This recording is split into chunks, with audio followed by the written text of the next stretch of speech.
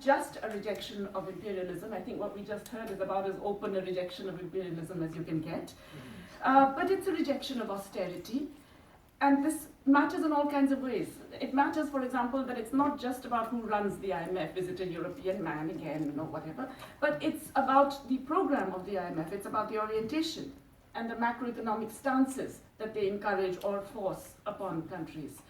We've heard about the importance of public banks and about the importance of financial regulation, especially of the shadow banks and the recent moves towards these complex public-private partnerships, what was beautifully called the Wall Street Consensus, and the financialization of the Sustainable Development Goals, which is currently underway even with the UN. And if countries like Britain and if a Labour government in Britain can actually come out strongly against this, how much stronger it would be for all of us in the developing world who are so far at the receiving end of it, and unfortunately still with governments who will go along with all of that nonsense. We've heard about the issues of taxation to raise resources for the huge public investment push that is required, and about the possibilities available for global taxation in terms of actually recognizing that multinationals are just one company spread all over in different places and taxing them accordingly and spreading those gains across all the countries in which they operate. We've heard about the regulation of other multinational activities. There was a very important, I think John McDonnell made that point, about recognizing that you have to protect human rights and moving a motion about business and human rights. That also involves international agreements that rely on investment state dispute settlement, which is one of the major means whereby multinational companies not just harass governments, but prevent them from doing anything that respects the human rights of their citizens. We heard about, and Mr. Corbyn has just talked about it again, about changing patterns of consumption, not just production, but consumption. But that in turn requires lots of other things. It means recognizing the rights of countries for their own trade and industrial policies as well. Not just to change production patterns, but to change consumption patterns.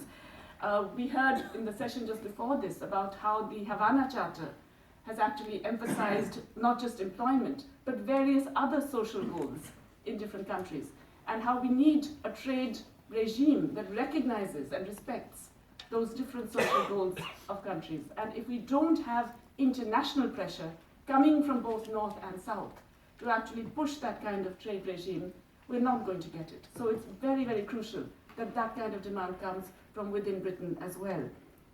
We heard about migration patterns, and there was a kind of devastating session, I would say, a very honest session on migration this morning, which also talks about how they reflect not just global inequality, but the tensions that have often been created by geopolitical and imperialist economic interests in the North, and how the resulting patterns cannot be just addressed in terms of the band-aid approaches that are being attempted, but dealing with those tensions at their root and addressing the causes of these movements of people, these forced movements of people.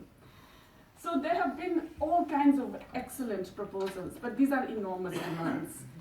And it does, as I mentioned yesterday, it can seem that these are almost too big to contemplate.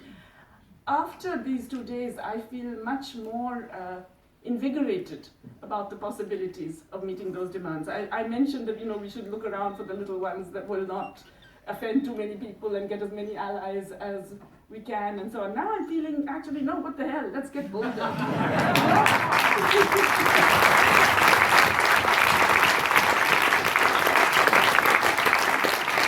I think if we are actually bold, and if there are governments anywhere in the world that are actually raising these demands, it makes all of us so much stronger in our own countries to be raising those demands and telling our governments, what on earth are you doing not following that?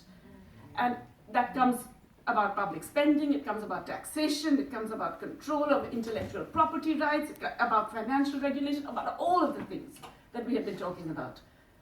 If you can set us an example, oh my God, wow.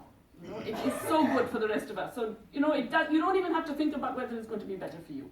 It will be so much better for all of us.